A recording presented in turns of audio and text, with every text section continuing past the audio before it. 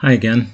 This is the third and final part of this RHINO 8 pavilion exercise, and this is where we left things. We've done the gridding and the paneling in the first part. We did the roof beams mainly in the second part, and finally we're going to put the kind of edge on the roof and the supports as well. So if I have a look at the top view and I put the surface back on, the original surface, and if I shade that, then you can see that we've got the half of the width of the side beams and half of the width of the end beams showing up beyond the edge of the surface. So this is going to look a wee bit harsh in 3D terms. So what we want to do is extend the roof, okay, and then trim it off and create a kind of a tidy edge to the roof with a little bit of a shape to it as well. Okay, so this is where the surface that we copied to roof edge right back at the start comes into play. So let's make that the current layer, and we can switch off the surface and we can switch off the beams as well. We'll keep layer set out switched on. Okay, now we can, this is just a kind of a freehand exercise. What we're going to do is extend these edges of the surface, and okay, if you type in extend and you're looking for extend SRF, okay, you click the edge of a surface and it shows you which way it would go if it were allowed to extend a long way, so it could end up coming back on itself even. Okay, but we just need it to come out a reasonable amount, so we've got a bit that we can chop off. So let's just drag it out here. Okay, I'm just going to switch the O snaps off because I don't need those. Okay, press enter so we can do another side. Okay, that one's a bit less dramatic. Okay, enter again, do this top end, and enter again and do this end. Okay, and another reason for doing this after we've done the grid and the paneling is that if we created the roof edge, the overall size that we wanted it, and then we trimmed it, when you apply the grid, when you apply the paneling grid, it remembers the original area of the object that it was trimmed out of. So this is why I'm kind of doing it at the end instead of at the start. Okay, so I want to have a 1/2 meter overhang, so I'm going to offset by 0.5 of a meter. Okay, so let's offset this and then project both of those onto this surface. So I want to see what happens, so let's go back to wireframe. Okay, and then it's project again, same command that we used on the beams. Select the curves, 1, 2, enter, pick the surface, enter. Okay, so it's the bit between the yellow shapes that we want. The rest is going in the bin. Okay, and so is the bit in the middle. We don't need that again. We've already got it back on surface layer.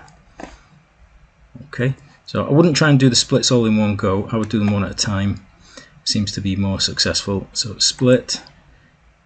Object to split is the surface, enter, use the inner shape, enter. Okay, then this can go in the bin. Okay, split again, this shape, enter, using this shape, enter, and then the outer can go in the bin.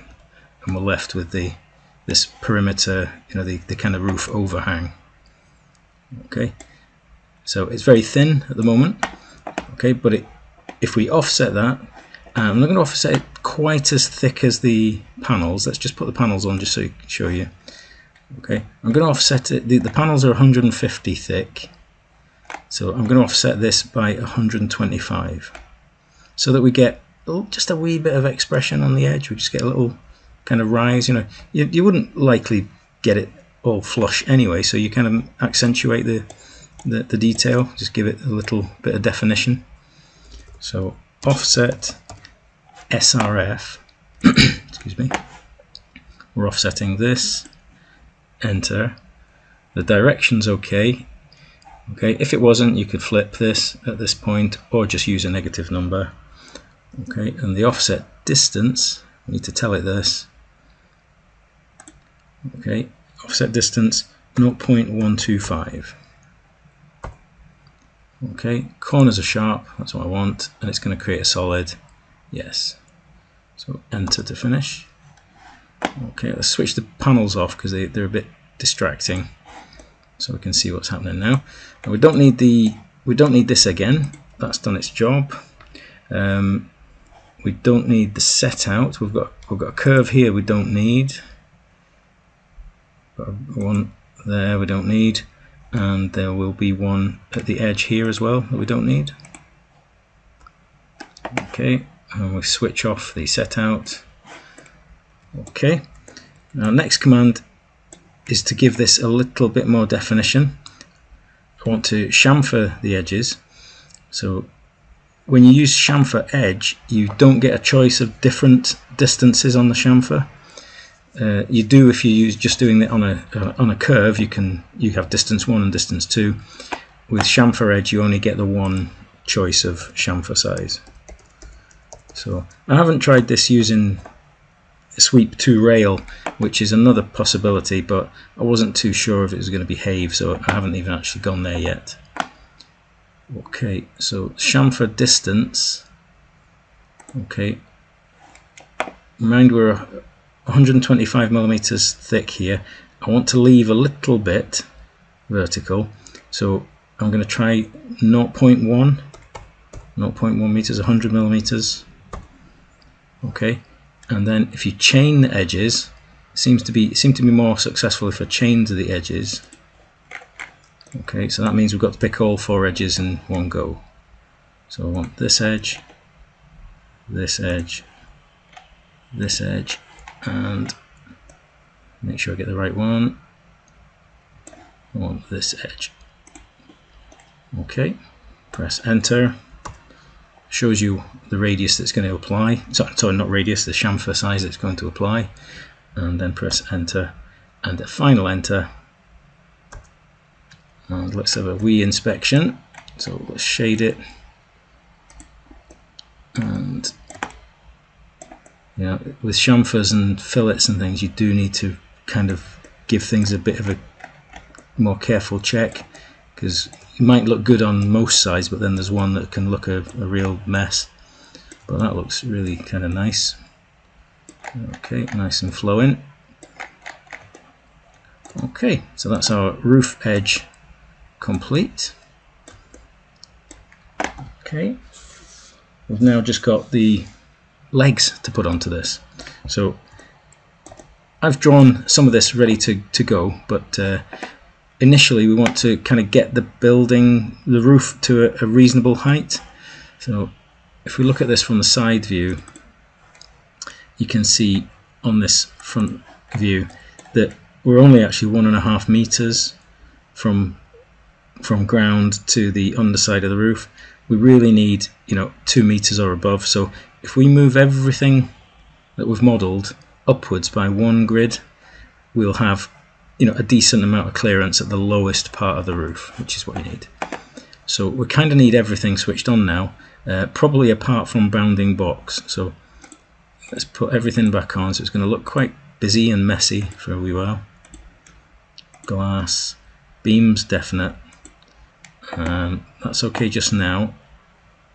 So let's move all that. So move, grab everything in the roof zone, enter, use your grid snap, and we can just go up 1 meter. Okay, now we don't need to see all that stuff again. All we need just now is the beams on. Okay, so let's kind of go the other way. Well, we'll keep set out on, actually, but we can switch off surface, curve attractor, grid, panels, glass. Roof edge is what we need to switch off, but it's current at the moment. So bring these 3 layers on, brace, posts and concrete, and make posts your current layer, and then you can switch off the roof edge. Okay, now have a wee look at what's arrived. So hidden on those layers are some little concrete pads, and on top of that we've got a circle which we can extrude up the lengths of these lines. And as you can see on the right hand view, those lines are plenty big enough to clear the structure. I made sure that was the case. But what we need is something to trim these. So we're going to move them into position, and then we can extract the bottom edge of each of these beams to use for trimming. Okay, so we can move it, can use the grid, it's positioned on the grid, so we're moving it basically from a major grid across to 2 major grids. Okay, so move, pick all these, enter, grid snap, and go from major grid there to major grid there. Okay, so these should be bang on the setting out points. Okay, don't think you need set out just now, so let's just turn that off. And post is the current layer, so we're trying to just grab the bottom edge on either side. So the command is dup edge, duplicate edge, and if we just click just here, it should find an edge. Click just here, it should find an edge. Okay, then press enter. Okay, you don't need to see your beams just now. So we should have 2 blue lines. Okay, one slightly higher than the other one. And if we go and look at the side view, it would be a bit tricky to do the trim, because we wouldn't know if we were trimming this line or this one. So try trimming from this view, it should be okay. So get your trim command. Okay, do them one side at a time, so let's do this side first. So that's your cutter, enter, and then it's going to chop those 3. Enter to stop, enter to use the command again, pick your cutter, enter, and then we'll chop off these 3. Okay, do a wee check on the front view. So what you're checking for is to make sure that the lines have been chopped in the right place. Okay, and got 2 curves there, so the ones behind are getting chopped in the right place as well. Okay, now there is a strut here that's giving things a bit of stability. Now depending on how you've done your roof, this might not be in exactly the right place. So let's say we wanted this to be relocated slightly. Okay, so I'm just going to delete the extrusion that's on there. We've still got the line. Okay, so I'm going to switch grid snap off and put ortho on. Okay, because what I want to do is move the end of that line up or down a bit. Okay, so let's say I wanted to move it down a bit. Okay, so just drag it down. Okay, so how do you get a curve? How do you create an extrusion on that particular direction of line? Okay, so let's just do that as a little side exercise just now. So just make brace your current layer, and then we want to go to a 3D view, and if you need to get in close on a 3D view, then I think actually that's moved it didn't actually move the point there, we moved the line completely. Okay, let's just move this end up a wee bit. So I think picking just there took the whole thing. Now I need to pick the actual curve point, that's better, and move this one up a bit. So still got ortho on, so I'm just going to move it up to about here. Okay, now I'm just going to take away that little circle that's there, because we're going to put a fresh one in. Okay, so back to the perspective. Okay, when you need to get in very close, handy thing you can do is change to an isometric. So use the wee arrow, set view, isometric view, and at the moment we're kind of in the southeast looking down on it. Okay, with this you can get in a lot closer, gives you much better control. Okay, so that should do. Okay, so to draw a circle that's perpendicular to that direction, okay, you need to use C-planes, and this one here, set C-plane perpendicular to curve. Okay, click this. You can see now that we're running up and down there. You may as well put the origin at the end of the line. So if we put the O-snaps back on and pick the end of the line, and then if we draw a circle there, we know the line is pointing right through the center of the circle, like an arrow hitting a bullseye. So we'll put a circle on there, just a small one. Okay, you see it's kind of I want to kind of run up the green axis there. I don't want to run up the Z axis. Okay, so I'm setting the direction in this direction, and it doesn't need to be very big at all. So maybe a radius of 0.0075 would give us a 15mm diameter circle. Okay, and then we can extrude that. So it's extrude curve. Okay, curve to extrude is this. Enter, and we're going right to the end, up to here. Okay, now once you've messed around with this construction plane like that, you want to put it back to the world coordinate system. Okay, so that is just here. Set C-plane world top.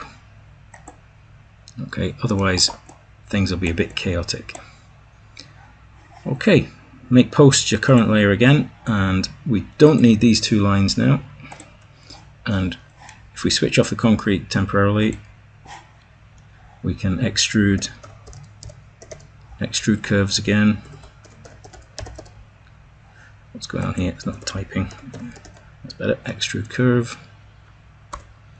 Okay, got to do these one at a time because they are all different heights. So enter, and I've got object snap. I've only got the endpoint object snap, so it should be fairly straightforward.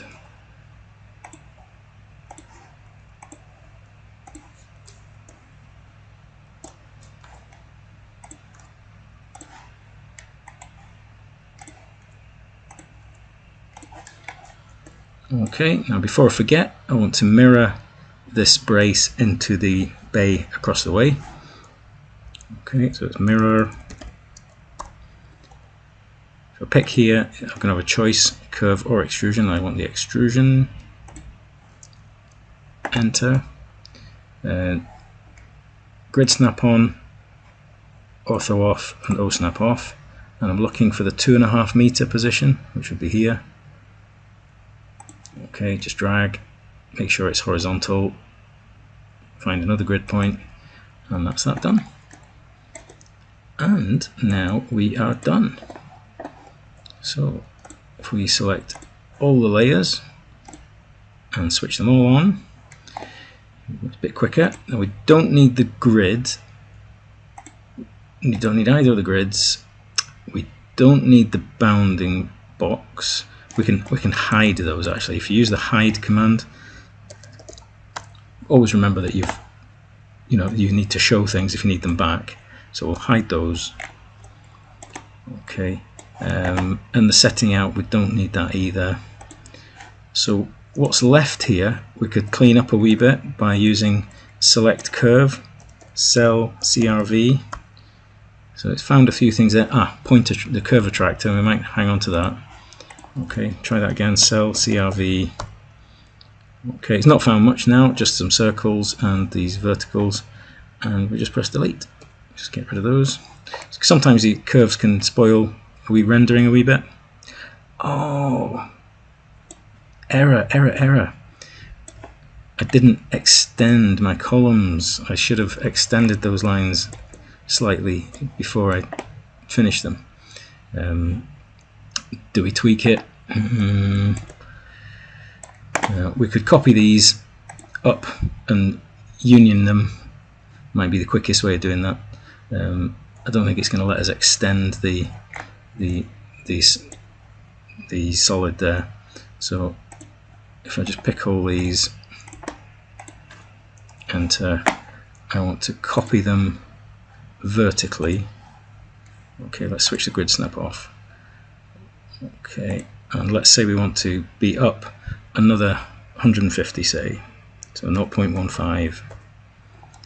Okay, now that will look okay, but bear in mind each of these has got two solids on them, so really we should union these. So when I click on it now, it should be one object. It's still showing its history though, even though there's one object. So a bit untidy that, so failed on the final hurdle there. I'm annoyed at myself there for forgetting that last wee bit.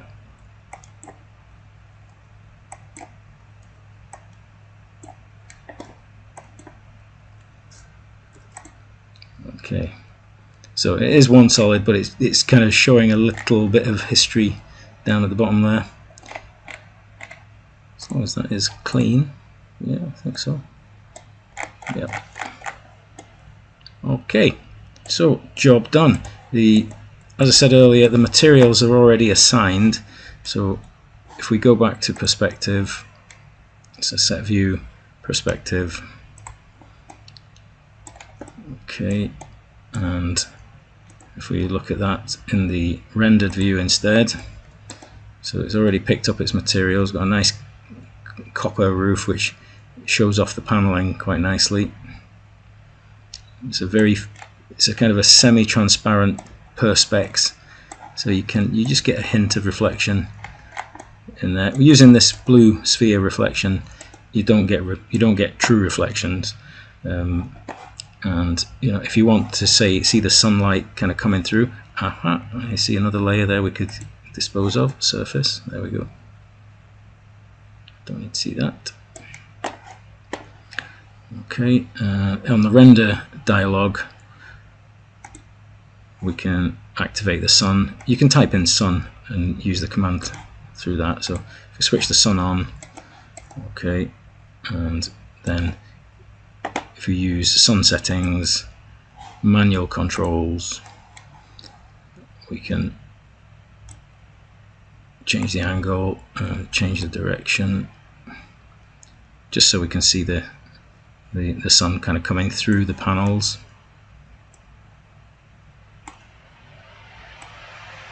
That looks okay, and there's you get a hint of light hitting that column base as well. It looks quite cool.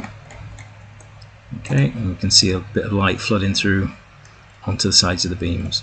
The material mapping isn't great here. It's just using a kind of a world box mapping arrangement, on these angled beams. So you might be better to just use materials that are plain instead of textured, or you've got a hell of a job dealing with curved beams. These ones would be okay because they're just one direction, but these ones, it's much more difficult to map curved objects.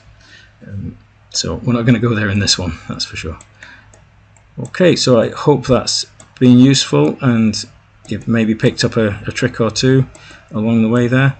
And best wishes from Scotland. Take care.